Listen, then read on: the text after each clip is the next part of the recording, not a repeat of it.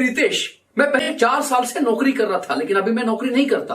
Episode में forex market के बारे में देखने वाले हैं। फॉरेक्स मार्केट होता क्या है, कब, क्यों, कहां, कैसे फॉरेक्स मार्केट में निवेश किया जाए, आज के एपिसोड में देखने वाले हैं। तो मैं रितेश नहीं, दिनेश नहीं, सुरेश नहीं, रमेश नहीं, SEBI registered investment advisor, professional trader and trainer Bhushan Godbole आप सबका स्वागत करता हूं। तो आज के एपिसोड में फॉरेक्स के बारे में स्टेप बाय स्टेप समझते हैं।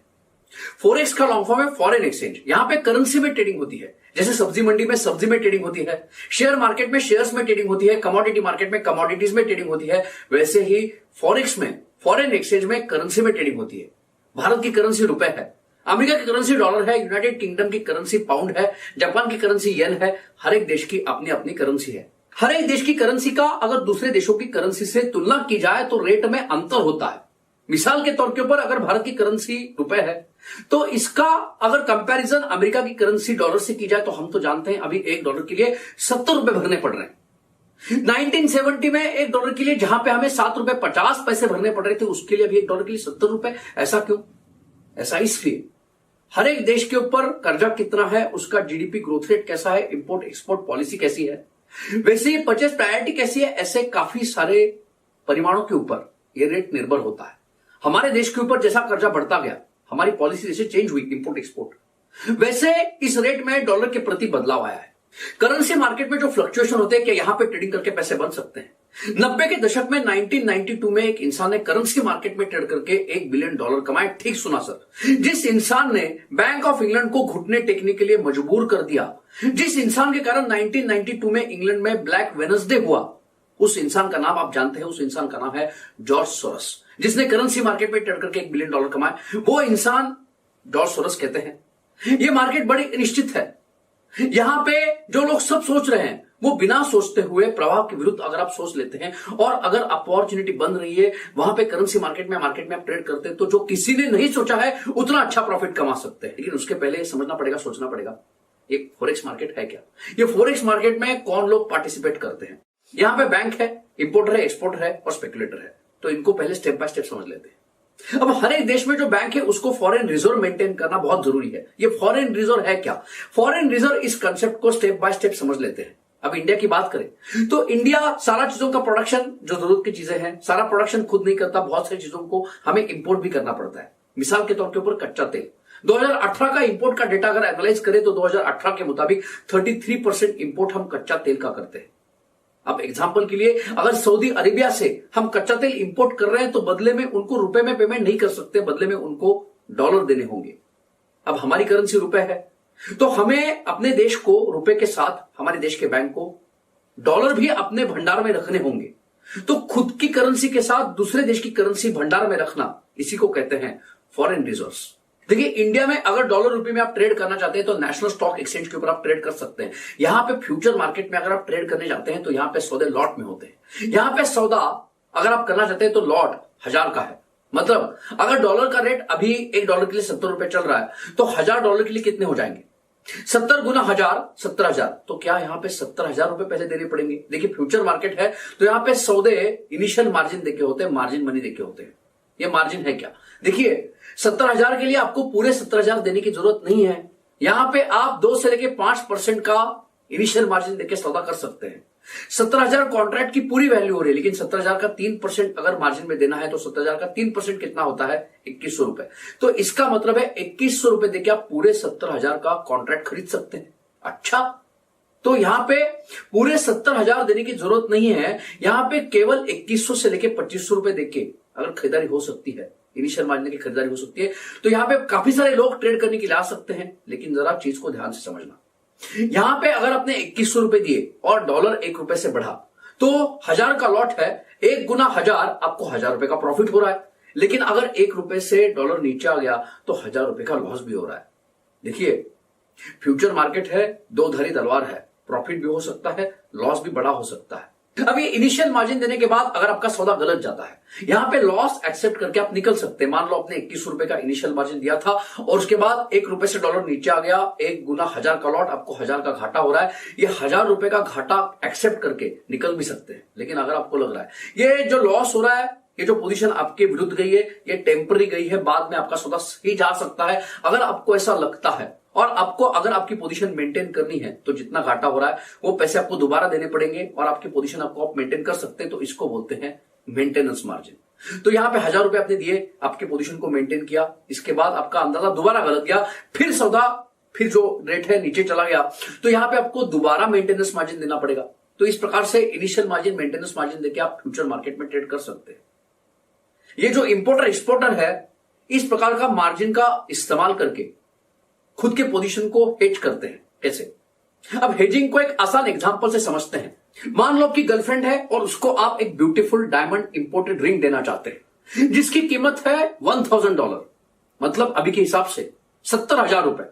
अब आपने ठान लिया है एक महीने में 17,000 इकट्ठा करेंगे और उसके साथ वो इंपोर्टेड डायमंड रिंग लेके गर्लफ्रेंड को गिफ्ट करेंगे। अब आपने अगर महीने के अंत तक 70,000 रुपीज इकट्ठा कर लिए, लेकिन तब तक $1 का रेट जो अभी 70 रुपए चल रहा है वो 75 हो गया, तो रिंग की कीमत हो गई 75,000। तो बड़ी दिक्कत हो गई। मतलब आपको अभी वही रिंग महंगी पड़ रही है। अब क्या करें? गर्लफ्रेंड को गिफ्ट दे नहीं पा रहे। देखिए, इस प्रॉब्लम का भी समाधान है, सॉल्यूशन है। आप महीने के पहले ही जब आप पैसा इकट्ठा करना चाहते थे उस वक्त जिस रेट से आप कंफर्टेबल है, 70 रुपीज से आप कंफर्टेबल है, इस रेट को आप लॉक कर सकते थे, हेज कर सकते थे। कैसे?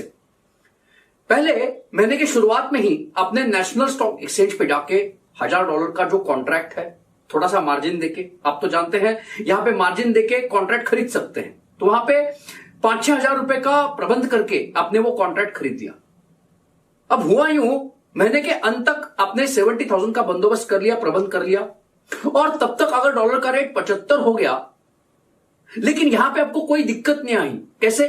क्योंकि आपने एक्सचेंज के ऊपर 70 रुपीज से $1000 का कॉन्ट्रैक्ट खरीदारी की थी, तो यहां पे ₹5 का इजाफा हुआ है, मतलब आपको 5,000 रुपए वहां पे मिल रहे हैं। तो आपने जो 70,000 इकट्ठा किए है उसमें ये 5,000 जोड़ दिए और 75,000 में वो जो रिंग आप लेना चाहते थे वो रिंग खरीद ली। इससे डॉलर में इजाफा आया, डॉलर में तेजी आई, लेकिन फिर भी आपको नुकसान नहीं हुआ, फिर भी आपको वो चीज महंगी नहीं पड़ी। तो इससे आप भी खुश, गर्लफ्रेंड भी खुश। तो इस प्रकार से करेंसी मार्केट में बैंक हो, इंपोर्टर हो, एक्सपोर्टर हो, हेजिंग करने के लिए, वैसे ही जिन लोगों को डॉलर रुपये में आने वाले समय में बड़ी हलचल होने वाली है, ऐसा लग रहा है अपॉर्चुनिटी है, ऐसा लग रहा है, वो भी यहां पे ट्रेड कर सकते हैं। आप शेयर मार्केट और डॉलर रुपये की बात करें तो जब जब हायर वैल्यूएशन से शेयर मार्केट में गिरावट आई है तब तक डॉलर में तेजी आई है। 2008 में जब हायर वैल्यूएशन से जब मार्केट का P28 हो गया था, हायर वैल्यूएशन से जब शेयर मार्केट में 60% की गिरावट आई, तब 2008 में डॉलर ने 28% की तेजी दर्ज की।